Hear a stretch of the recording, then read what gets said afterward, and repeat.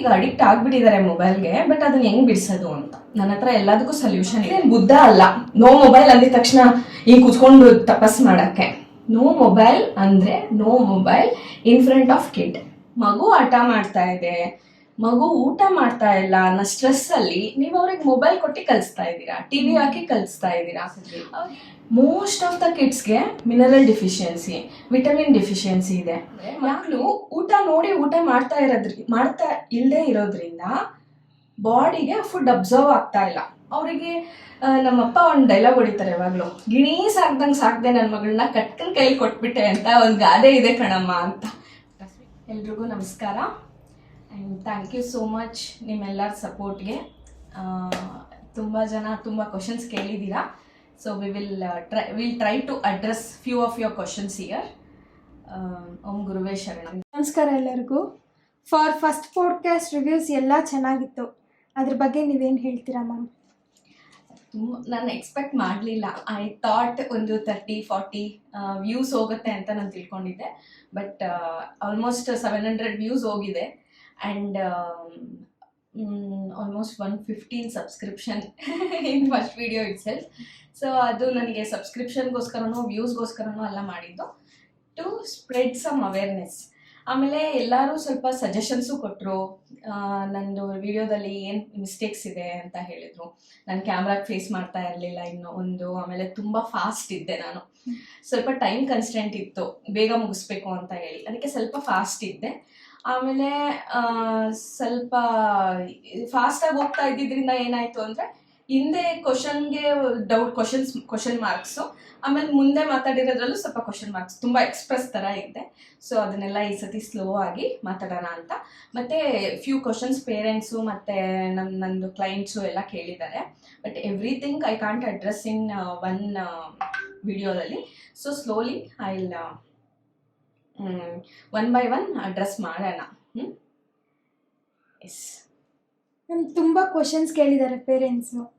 So ಅದನ್ನ ಹೇಗೆ ಮುಂದುವರ್ಸೋಣ ಅಂತ ನೀವು ಅಂದ್ಕೊಂಡಿದ್ದೀರಾ? ಅದೇ ಹೇಳಿದ್ನಲ್ಲ, ತುಂಬ ಕ್ವಶನ್ಸ್ ಬಂದಿದೆ, ಒಂದೊಂದಾಗೆ ನಾವು ಇದು ಮಾಡೋಣ. ಬಟ್ ಮೇನ್ ಇಂಪಾರ್ಟೆಂಟ್ ನನಗೆ ಫ್ಯೂ ಥಿಂಗ್ಸ್ ತುಂಬ ಇಂಪಾರ್ಟೆಂಟಾಗಿ ಹೇಳೋದು ಫಸ್ಟ್ ನಾನು ಮುಗಿಸ್ಕೊಂಡ್ಬಿಡ್ತೀನಿ.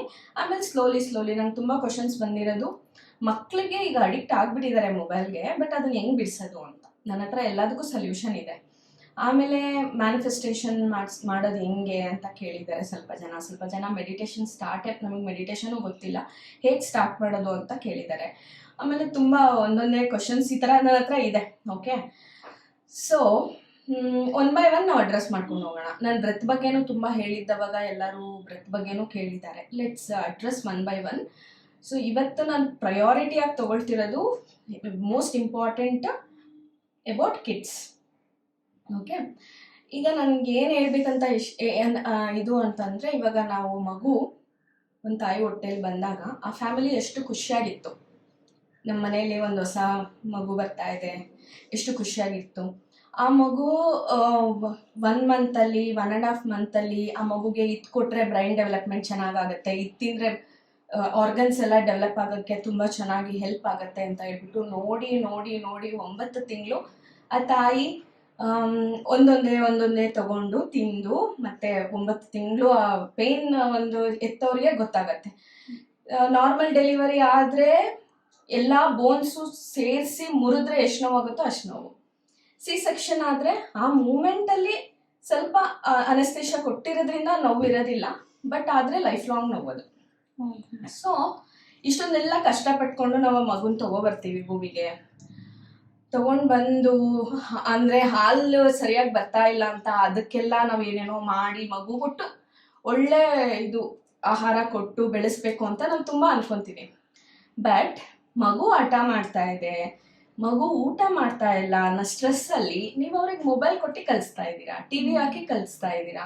ಅವಾಗ ಏನಾಗ್ತದೆ ಅಂದರೆ ಮಕ್ಕಳೆಲ್ಲ ಇವಾಗ ಊಟ, ನಾನು ಅವತ್ತು ಕೂಡ ಹೇಳಿದೆ, ಫುಡ್ನ ನೋಡಿ ಆ ವೈಬ್ರೇಷನ್ಸ್ನ ನಾವು ಊಟ ಮಾಡಬೇಕು. ಸೊ ಫುಡ್ಡನ್ನ ನೋಡಬೇಕು, ಅದು ಕಣ್ಣಿಂದ ಇಷ್ಟಪಡಬೇಕು, ಆಮೇಲೆ ಅದನ್ನು ಸೇವಿಸ್ಬೇಕು, ನಾಲ್ಗೆಯಿಂದ ಎಂಜಾಯ್ ಮಾಡಬೇಕು. ಅಂದರೆ 5 ಸೆನ್ಸ್ ಆರ್ಗನ್ಸ್ ಕೂಡ ಅದರಲ್ಲಿ ಇನ್ವಾಲ್ವ್ ಆಗಬೇಕು. ಓಕೆ, ಸೊ ಇದನ್ನ ನಾವು ಮಾಡ್ತಾ ಇಲ್ಲ. ಮೊಬೈಲ್ ಕೊಟ್ಬಿಟ್ಟು ಏನಾಗ್ಬಿಡ್ತಾ ಇದೆ ಅಂದ್ರೆ ಅವ್ರು ಮೊಬೈಲ್ ನೋಡ್ಕೊಂಡು ಊಟ ಮಾಡ್ತಾ ಇದ್ದಾರೆ. ಅವ್ರ ತಟ್ಟೆಲಿ ಏನಿದೆ ಅಂತ ಫಸ್ಟ್ ಆಫ್ ಆಲ್ ಅವ್ರಿಗೆ ಗೊತ್ತಿಲ್ಲ, ಆಮೇಲೆ ಏನ್ ತಿಂತಾ ಇದ್ದಾರೆ ಅಂತ ಗೊತ್ತಿಲ್ಲ. ಇನ್ನೊಂದೆರಡು 4 ತುತ್ತು ಜಾಸ್ತಿ ತಿನ್ನೋದು ನನ್ನ ಮಗು ಅಂತ ಹೇಳ್ಬಿಟ್ಟು ನೀವು ಮಕ್ಕಳಿಗೆ ಮೊಬೈಲು ಟಿವಿ ಎಲ್ಲ ತೋರಿಸಿ ತಿನ್ನಿಸ್ತಾ ಇದ್ದೀರಾ ಒಂದು. ಬಟ್ ನಾವವತ್ತು ಡಾಕ್ಟರ್ಸ್ ಡೇಗೆ ಹೆಲ್ತ್ ಚೆಕಪ್ ಮಾಡಿಸಿದ್ವಿ. ಮೋಸ್ಟ್ ಆಫ್ ದ ಕಿಡ್ಸ್ಗೆ ಮಿನರಲ್ ಡಿಫಿಷಿಯನ್ಸಿ, ವಿಟಮಿನ್ ಡಿಫಿಷಿಯನ್ಸಿ ಇದೆ. ಯಾಕಂದ್ರೆ ಮಕ್ಕಳು ಊಟ ನೋಡಿ ಊಟ ಮಾಡ್ತಾ ಇಲ್ಲದೆ ಇರೋದ್ರಿಂದ ಬಾಡಿಗೆ ಫುಡ್ ಅಬ್ಸರ್ವ್ ಆಗ್ತಾ ಇಲ್ಲ. ಆಗ ಏನಾಗ್ತಾ ಇದೆ, ಮೈಂಡ್ ಬ್ರೈನ್ ಕನ್ಫ್ಯೂಸ್ ಆಗ್ತಾ ಇದೆ, whether I should see mobile or I should heat or I should digest or I should observe ಅನ್ನೋ ಒಂದು ಕನ್ಫ್ಯೂಷನ್ ಅಲ್ಲಿ ಏನಾಗ್ತಾ ಇದೆ ಅಂತಂದ್ರೆ ಬಾಡಿಗೆ ಹೋಗ್ಬೇಕಾಗಿರೋ ನ್ಯೂಟ್ರಿಯನ್ಸ್ ಮಕ್ಕಳಿಗೆ ಸಿಗ್ತಾ ಇಲ್ಲ. ಅದು ಒನ್ ಥಿಂಗ್ ಆಯ್ತಾ. ನಾವು ಅದೇ ಹೇಳ್ದಂಗೆ ನಾವು ಇಷ್ಟು ಕಷ್ಟಪಟ್ಟು ಮಕ್ಕಳನ್ನ ಬೆಳೆಸ್ಬಿಟ್ಟು ಅವರಿಗೆ ನಮ್ಮಪ್ಪ ಒಂದು ಡೈಲಾಗ್ ಹೊಡಿತಾರೆ ಯಾವಾಗಲೂ, ಗಿಣಿ ಸಾಕ್ದೆ ನನ್ನ ಮಗಳನ್ನ ಕಟ್ಕನ್ ಕೈಲಿ ಕೊಟ್ಬಿಟ್ಟೆ ಅಂತ ಒಂದು ಗಾದೆ ಇದೆ ಕಣಮ್ಮ ಅಂತ. ರಶ್ಮಿ ನನ್ನ ಹಸ್ಬೆಂಡ್ ನನ್ನ ತುಂಬ ಚೆನ್ನಾಗಿ ನೋಡ್ಕೋತಾರೆ, ಬಟ್ ಅಲ್ಲ ಹೇಳ್ತಾ ಇರೋದು ಆ ಥರ ಹೇಳ್ತಾರೆ, ಗಿಣಿ ಸಾಕ್ಬಿಟ್ಟು ಕಟ್ಕನ್ ಕೈಲಿ ಕೊಟ್ಬಿಟ್ಟು ಆ ಥರನೇ ನಾವು ಆಗ್ತಾ ಇರೋದು ಇವಾಗ. ಏನಂದರೆ ನಾವು ತುಂಬ ಪ್ರೀತಿಯಿಂದ ನ್ಯೂಟ್ರಿಯನ್ಸ್ ಸಿಗಲಿ ಅದು ಇದು ಅಂತ ಎಲ್ಲ ಹೇಳಿ ಬೆಳೆಸ್ಬಿಟ್ಟು ಮೊಬೈಲ್ ಕೊಟ್ಟು ಹಾಳು ಮಾಡ್ತಾ ಇದ್ದೀವಿ ಒಂದು. ಇನ್ನೊಂದು ಟಿವಿ ನೋಡೋದು, ನೀವೆಲ್ಲ ಟಿವಿ ನೋಡ್ಲಿಲ್ವಾ ಅಂತ ಹೇಳಿದ್ರೆ ನಮ್ಗೆ ಅವಾಗೆಲ್ಲ ಟಿವಿ ಆಕ್ಸೆಸ್ ಅಷ್ಟೊಂದು ಇರಲಿಲ್ಲ. ಮೊಬೈಲ್ ಎಲ್ಲ ನಾನು ಟಚ್ ಮಾಡಿರೋದು ಸೆಕೆಂಡ್ PU ಆದಾಗ. ಓಕೆ, ಅವಾಗ ನಮ್ಗೆ ಅಷ್ಟೊಂದು ಆಕ್ಸೆಸ್ ಇರಲಿಲ್ಲ. ಟಿವಿ ಮೇಲೆ ನಮ್ಗೆ ಅಷ್ಟೊಂದು ಇಂಟ್ರೆಸ್ಟು ಇಲ್ಲ. ಅಜ್ಜಿ ತಾತ ಸೀರಿಯಲ್ ಹಾಕೊಂಡು ಕೂತ್ಕೊಂಡ್ಬಿಡೋರು, ನಮಗೆ ಅದ್ರ ಮೇಲೆ ಇಂಟ್ರೆಸ್ಟ್ ಇರ್ತಾ ಇರಲಿಲ್ಲ. ನಾವು ಆಟ ಆಡಕ್ಕೆ ಹೋಗ್ತಾ ಇದ್ವಿ, ಬೆಳಗ್ಗೆ ಹೋದ್ರೆ ಸಾಯಂಕಾಲ ಬರ್ತಾ ಇದ್ವಿ. ಬಟ್ ಈಗಿನ ಜನ್ರೇಷನ್ನು ಐ ಅಗ್ರಿ, ಮಕ್ಕಳನ್ನ ಹೊರಗೆ ಬಿಡೋದಕ್ಕೂ ಸ್ವಲ್ಪ ಕಷ್ಟ ಇದೆ. But we can engage dum in different activities. ತಂದೆ ತಾಯಿ ಇಬ್ರು ವರ್ಕ್ ಮಾಡ್ತಾ ಇರೋದ್ರಿಂದ ಏನಾಗ್ತಾ ಇದೆ ಅಂದ್ರೆ ಅವ್ರನ್ನ ಸ್ವಲ್ಪ ಡಿಸ್ಟರ್ಬ್ ಮಾಡದೇ ಇರಬೇಕು ಅಂತ ಹೇಳ್ಬಿಟ್ಟು ನಾವು ಈ ಥರ ಡಿಸ್ಟ್ರಾಕ್ಷನ್ನ ಕಮ್ಮಿ ಮಾಡ್ಕೊಳ್ಳೋಕ್ಕೋಸ್ಕರ ಕೊಡ್ತಾ ಇದ್ದೀವಿ. ಬಟ್ ಅದು ಅವ್ರ ಬ್ರೈನಿಗೆ ಎಷ್ಟು ಎಫೆಕ್ಟ್ ಆಗ್ತಾ ಇದೆ. ಆಮೇಲೆ ಈ ಡಿಸ್ಟ್ರಾಕ್ಷನ್ಸ್ ಅಂತ ಹೇಳೋದು ಯಾವ ಮಗುನೂ ಹೈಪರ್ ಆಕ್ಟಿವ್ ಅಲ್ಲ. ಓಕೆ, ಯಾವ ಮಗುಗೂ ಪ್ರಾಬ್ಲಮ್ ಇಲ್ಲ ಹುಟ್ಟುತ್ತಾನೆ. ಕೆಲವೊಂದು ಇರುತ್ತೆ ಸ್ವಲ್ಪ, ಕೆಲವೊಂದು ಈ ಬ್ರೈನ್ ಇದು ಪ್ರಾಬ್ಲಮ್ ಇದ್ದು ಅದು ಸೆಕೆಂಡ್ರಿ. ಬಟ್ ಯಾವ ಮಗುನೂ ಹೈಪರ್ ಆಕ್ಟಿವ್ ಅಲ್ಲ. We are making them hyper active. We are making them ಏನಂತಾರೆ ಡಿಫಿಷಿಯನ್ಸಿ ಎಲ್ಲ ಇದ್ಮೇಲೆ, ಯಾಕಂದ್ರೆ ಅಬ್ಸರ್ವ್ ಆಗ್ತಾ ಇಲ್ಲ ಬಾಡಿಗೆ. That is one thing. ಆಮೇಲೆ ಟಿವಿ ನೋಡಬಾರ್ದು ಅಂತ ಹೇಳ್ತೀರಾ, ಅಟ್ಲೀಸ್ಟ್ ಮಕ್ಳಿಗೆ ಅದೊಂದು ಎಂಟರ್ಟೈನ್ಮೆಂಟ್ ಆದರೂ ಬೇಡವಾ ಅಂತ ಕೇಳ್ಬೋದು. ಸೊ ಟಿವಿ ಯಾಕೆ ನೋಡಬಾರ್ದು ಅಂತ ನಾನು ಹೇಳ್ತಿದ್ದೀನಿ ಅಂದರೆ, ಇವಾಗ ಕಾರ್ಟೂನ್ಸ್ ನೀವೇ ಅಬ್ಸರ್ವ್ ಮಾಡಿ ನೋಡಿ ದೊಡ್ಡವರಾಗಿ.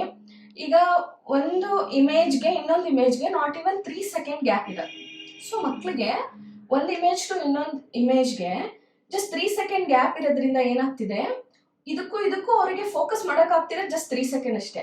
ಸೊ ಅವರು ಹಿಂಗೆ ಕಣ್ಣು ಅಲ್ಲಾಡಿಸ್ತಾನೆ ಇರ್ತಾರೆ. ಯಾಕೆ? ಕಾರ್ಟೂನ ಅಷ್ಟೇ, ಅದು ಫೋಕಸ್ ಮಾಡೋಕ್ಕಾಗ್ತಾ ಇಲ್ಲ ಮಕ್ಕಳಿಗೆ. ನೀವು ಈ ಥರ ಎಲ್ಲ ಮಾಡ್ತಾ ಇರೋದು ನಮಗೆ ಹೊಡ್ತಾ ಬೀಳ್ತಿರೋದು ಎಲ್ಲಿ? ಕ್ಲಾಸ್ ರೂಮಲ್ಲಿ. ಆಮೇಲೆ ನೀವೇ ಎಕ್ಸ್ಪೆಕ್ಟ್ ಮಾಡ್ತೀರಾ ರಿಸಲ್ಟ್ಸ್ ಬರ್ತಿಲ್ಲ, ನನ್ನ ಮಗು ಓದ್ತಾ ಇಲ್ಲ, ನನ್ನ ಮಗು ಸರಿಯಾಗಿ ಬರೀತಾ ಇಲ್ಲ ಅಂತ. ಇಷ್ಟೊಂದೆಲ್ಲ ಡಿಸ್ಟ್ರಾಕ್ಷನ್ಸ್ ಮನೇಲಿ ಕೊಟ್ಬಿಟ್ಟು ಹೌ ಯು ಎಕ್ಸ್ಪೆಕ್ಟ್ ಸ್ಕೂಲ್ ಅಲ್ವಾ? ಸೊ ಇದು ಮ್ಯೂಚುವಲ್ ಆಗಿ ನಾವಿಬ್ರು ಸೇರ್ಕೊಂಡು ಮಾಡ್ಬೇಕಾಗಿರೋದು. ಈಗ ಮಕ್ಕಳಿಗೆ ನಾವು ಸ್ಕೂಲಲ್ಲಿ ಎಷ್ಟು ನಾವು ಹೇಳ್ಕೊಡ್ತೀವಿ ನೋ ಮೊಬೈಲ್ ನೋ ಟಿವಿ ಅಂತ, ಅದನ್ನ ಮನೇಲೂ ಕ್ಯಾರಿ ಮಾಡಬೇಕು. ಆಮೇಲೆ ಇನ್ನೊಂದು ವಿಷಯ ಹೇಳ್ತೀನಿ, ಮಕ್ಕಳೇನು ಬುದ್ಧ ಅಲ್ಲ. ನೋ ಮೊಬೈಲ್ ಅಂದಿದ ತಕ್ಷಣ ಹಿಂಗೆ ಕೂತ್ಕೊಂಡು ತಪಸ್ ಮಾಡೋಕ್ಕೆ. ನೋ ಮೊಬೈಲ್ ಅಂದರೆ no mobile in front of kid. ಅದು ನಮ್ಮ ರೆಸ್ಪಾನ್ಸಿಬಿಲಿಟಿ. ನಾವು ಅದನ್ನು ಕಿತ್ಕೊಂಡು ಇಡಬೇಕು. ಮಕ್ಕಳನ್ನ ಹೊಡಿಬಾರ್ದು ಬಡಿಬಾರ್ದು ಅಂತ ಹೇಳೋದಲ್ಲ. Some wanted hangers is important. ಒಂದು ಹೊಡ್ತಾ ಕೊಟ್ಟಾಗ, ಅಂದರೆ ಜೋರಾಗಲ್ಲ, ಒಂದು ಹೊಡ್ತಾ, ಈಗೇನೋ ಒಂದು ತಪ್ಪು ಮಾಡಿದಾಗ ಒಂದು ಹೊಡ್ತಾ ಈಗ ಕೊಟ್ಟಾಗ ಮತ್ತೆ ಆ ಮಗು ಅದು ತಪ್ಪು ಮಾಡಬೇಕು ಅಂತ ಅದಕ್ಕೆ ಅನಿಸಲ್ಲ. ಸೊ ಓಕೆ, ನಮ್ಮಮ್ಮನ ಭಯ ಇದೆ, ನನ್ನ ಮಗು ಕೇಳಲ್ಲ ಅಲ್ವಾ. ಇವಾಗ ಅದಕ್ಕೆ 7 years, ಎಲ್ಲಿ ಟಿವಿ ನೋಡ್ತಾ ಇದೆ, ಎಲ್ಲಿ ಮೊಬೈಲ್ ನೋಡ್ತಾ ಇದೆ, ಅವಳು ಎಷ್ಟು ಅಚೀವ್ಮೆಂಟ್ಸ್ ಮಾಡ್ತಾ ಇದ್ದಾಳೆ, ಎಲ್ಲ ಮಾಡ್ತಾ ಇದ್ದಾಳೆ. ಈಗ ನಾನು ಕ್ಲಾಸಸ್ ತೊಗೊಳ್ತಾ ಇರ್ತೀನಲ್ಲ, ಅದರಲ್ಲಿ ಅವಳು ಇಂಟ್ರೆಸ್ಟ್ ತೋರಿಸ್ತಾ ಇದ್ದಾಳೆ. ನಾನು ನಿನ್ನ ಥರನೇ ಆಗಬೇಕಮ್ಮ, ನಾನು ನಿನ್ನ ಥರನೇ ಸ್ಟೂಡೆಂಟ್ಸ್ಗೆಲ್ಲ ಹೇಳ್ಕೊಡ್ಬೇಕು ಅಂತ. ನಾವು ಯಾವತ್ತೂ ಅಷ್ಟೇ ಅವ್ರಿಗೆ ಪ್ರೆಷರ್ ಮಾಡಬಾರ್ದು. ಓದು ಓದು ಓದು ಓದು ಅಂತ ಪ್ರೆಷರ್ ಮಾಡೋದು. ನಾನು ಲಾಸ್ಟ್ ಟೈಮ್ ಹೇಳ್ದಂಗೆ ನಮಗೆ ಅನ್ನೋದು ಒಂದು ಸೋಲ್ ಪರ್ಪಸ್ ಇರುತ್ತೆ. ನಾವು ಬರೀ ನಮ್ಮ ಒಂದು ಇದಕ್ಕೋಸ್ಕರ ನಾವು ಮಕ್ಕಳನ್ನ, ಅಂದರೆ ಈಗ ನಾನು ಡಾಕ್ಟರ್ ಆಗಲಿಲ್ಲ, ನನ್ನ ಮಗು ಆದರೂ ಡಾಕ್ಟರ್ ಆಗಬೇಕು ಅಂತ ನನ್ನ ಮಗುಗೆ ಡಾಕ್ಟರ್ ಆಗೋಕ್ಕೆ ಪ್ರೆಷರ್ ಕೊಟ್ಟರೆ ಅದು ಮಾಡಬೇಕಾಗಿರೋ ಕೆಲಸನ ಅದು ಮಾಡೋಕ್ಕಾಗಲ್ಲ. ಅದು ಮತ್ತೆ ಹುಟ್ಟಬೇಕು, ಮತ್ತೆ ಮಾಡಬೇಕು.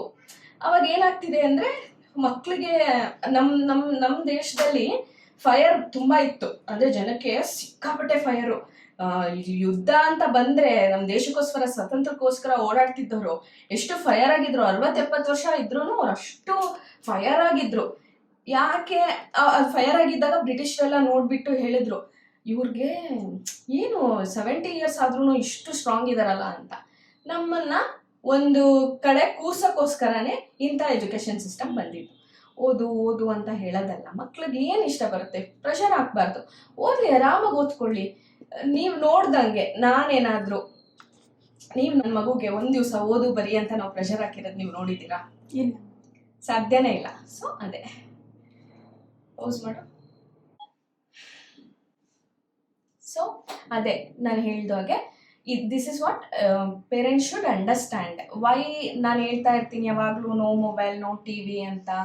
ಸೊ ಪೇರೆಂಟ್ಸ್ ಎಲ್ಲರೂ ನೋಡಿದ್ರೆ ನೋಡಲಿ ಬಿಡಿ ಮ್ಯಾಮ್ ಏನಿದೆ ಅಂತ. ಬಟ್ ಪ್ರಾಬ್ಲಮ್ ಇದು, ಯಾಕಂದರೆ ನಮ್ಮ ಬ್ರೈನಿಗೆ ನಮ್ಮ ಮೈಂಡ್ಗೆ ಹೇಳ್ತೀವಲ್ಲ, ನಾವು ಹೆಂಗೆ ಟ್ರೈನ್ ಮಾಡ್ತೀವೋ ಹಂಗೆ. ಈಗ ಗಿಡವಾಗಿ ಬಗ್ಗದು ಮರವಾಗಿ ಬಗ್ಗಿದೆ ಅಂತ ಹೇಳ್ತಾರೆ. ದೊಡ್ಡವರಾದ್ಮೇಲೆ ಸರಿ ಹೋಗ್ತಾರೆ ನಾವು? ಇವಾಗಲೇ ಸರಿ ಹೋಗಿಲ್ಲದೆ ಇರೋದು, ದೊಡ್ಡವರಾದ್ಮೇಲೆ ಸರಿ ಹೋಗಲ್ಲ. ಸೊ ನಾನು ನೆಕ್ಸ್ಟ್ ವಿಡಿಯೋದಲ್ಲಿ ಇನ್ನೊಂದು ಇಂಪಾರ್ಟೆಂಟ್ ಟಾಪಿಕ್ ನಾನು ಇದು ಮಾಡ್ತೀನಿ, ಅದು ಈಗಲೇ ಹೇಳ್ಬಿಡ್ತೀನಿ ಏನಂತ. ಇವಾಗ ಕೆಲವೊಂದು ಪೇರೆಂಟ್ಸು ನನಗೆ ಸಿಗಲಿಲ್ಲ, ಅಟ್ಲೀಸ್ಟ್ ನನ್ನ ಮಕ್ಳಿಗಾದರೂ ಸಿಗಲಿ ಅಂತ ಹೇಳ್ಬಿಟ್ಟು ಎಲ್ಲ ತೊಗೊಂಡೋಗಿ ತಟ್ಟೆ ಮುಂದೆ ಇಟ್ಟು ಕೊಟ್ಟು ಕಲಿಸ್ತಾ ಇದ್ದೀವಿ. ಅದು ಎಷ್ಟು ದೊಡ್ಡ ಮಿಸ್ಟೇಕ್ ಅಂತ ನಾನು ಹೇಳ್ತೀನಿ. ಯಾಕಂದರೆ ನಾನು ತುಂಬ ಜನ ನೋಡಿದ್ದೀನಿ, ನನಗೆ ತುಂಬ ಜನ ಕ್ಲೈಂಟ್ಸ್ ಬರ್ತಾರೆ, ಅವ್ರದ್ದೆಲ್ಲ ಪ್ರಾಬ್ಲಮ್ ಇರೋದೇ ಇದೆ. ಸೊ ಇವಾಗ ಲೈಫ್ನ ಚಾಲೆಂಜ್ನ ಫೇಸ್ ಮಾಡೋಕ್ಕೆ ಇವಾಗ ನಾವೆಲ್ಲ ಹಂಗೆ ತಾನೇ ಬಂದಿರೋ, ನಾವು ಕಷ್ಟಪಟ್ಕೊಂಡೆ ಮೇಲೆ ಬಂದಿದ್ದೀವಿ. ನಮ್ಮ ಮಕ್ಳಿಗೆ ನಾವು ಅದು ಕಲಿಸ್ತಾ ಇಲ್ಲ. ನಾವೇನಾದರೂ ಬಿಡಪ್ಪ ನಮ್ಮ ಮಕ್ಳ ಜೊತೆಗೆ ನಾವು 100 ವರ್ಷ ತನಕ ಬದುಕಿರ್ತೀವಿ ಅನ್ನೋದಿದ್ರೆ ಸರಿ ಬಿಡು, ನಮ್ಮ ಮಕ್ಳಿಗೋಸ್ಕರ ನಾವು ಲೈಫ್ ಲಾಂಗ್ ಇರ್ತೀವಿ, ಈಗೆಲ್ಲ ನಾವೇ ಮಾಡ್ಕೊಡೋಣ ಅಂತ. ಅವ್ರಿಗೆ ಅರ್ಥ ಆಗಬೇಕು, ಚಾಲೆಂಜ್ ಕಷ್ಟ ಪಡೋದು ಗೊತ್ತಾಗಬೇಕು.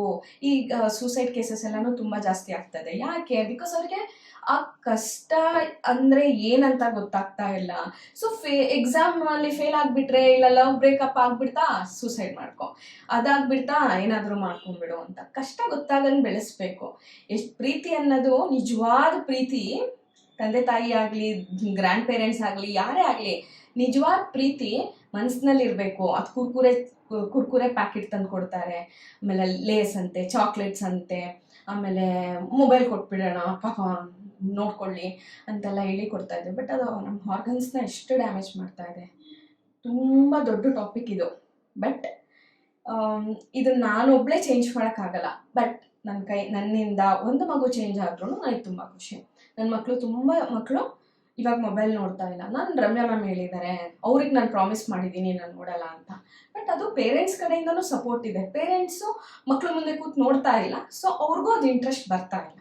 ಸೊ ಎಲ್ಲ ಡಿಫ್ರೆಂಟ್ ಆ್ಯಕ್ಟಿವಿಟಿ. ಆ ಫೈರ್ ಯಾವಾಗಲೂ ನಮ್ಮ ಬಾಡಿನಲ್ಲಿ ಇರಬೇಕು ಅಂದರೆ ಏನು ಮಾಡಬೇಕು? ಚೆನ್ನಾಗಿ ಎಂಜಾಯ್ ಮಾಡಬೇಕು, ಖುಷಿಯಾಗಿರಬೇಕು, ಸೆಲ್ಫ್ ಲವ್. ನಿನ್ನೆ ನಾನು ಅದನ್ನೇ ಹೇಳ್ಕೊಟ್ಟೆ ಮಕ್ಕಳಿಗೆ. ಸೊ ಇದೆಲ್ಲ ಇದ್ದಾವಾಗ ಆಟೋಮೆಟಿಕ್ಕಾಗಿ ಅವರು ಇದಾಗ್ತಾರೆ. ಸೊ ಕೆಲವ್ರಿಗೆ ನನಗೆ ಹೇಳೋಕ್ಕಾಗ್ತಾ ಇಲ್ಲ ದಿಸ್ ಇಸ್ ವಾಟ್ ಪ್ರಾಬ್ಲಮ್ ಅಂತ. ಬಿಕಾಸ್